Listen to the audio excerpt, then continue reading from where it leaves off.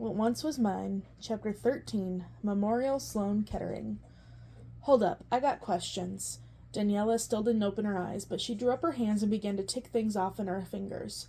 This was the way chemo went. She had periods of wakefulness, interspersed with longer periods of sleep or strange and hazy gazing at nothing.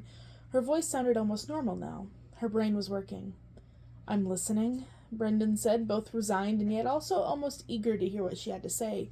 He was on a good roll, he thought, and he didn't want to lose momentum. "The Countess Bathory. Are we going to see more of her?" "Oh, yeah," he said enthusiastically. Countess Elizabeth Bathory was a real person. Supposedly, she murdered and tortured hundreds of young women and bathed in their blood. Like a vampire, but real. "I know you like history and stuff," she said with a groan. "But why is it always nasty?" "Hey, that's not fair. Rapunzel's shadow clock and her historically appropriate astronomical instruments aren't nasty," Brendan protested. "And all of her clothing has been incredibly accurate. I actually mentioned weaving." "Okay, whatever. Next question," Daniela said, dismissing him with a wave of her hand. "Where is Flynn? And why don't you talk about the horses more?" "I have plans to..." "Wait, what?" "If you're going to give me Maximus straight up, give me at least a little about the other horses.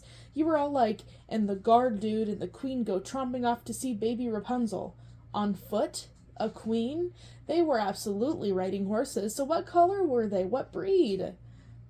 Brendan felt like an idiot.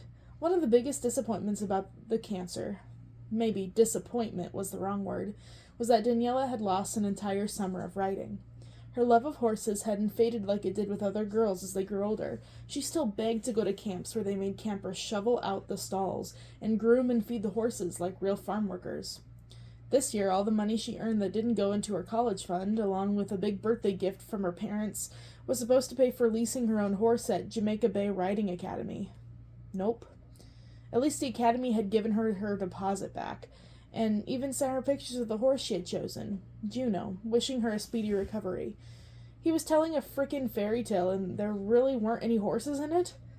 "Well," he said, thinking quickly, "we're coming to a bit about horses in a little while, but first, Flynn." "Better be Flynn," Daniela murmured. "It's not Tangled without the smolder." Brendan laughed quietly, and began again.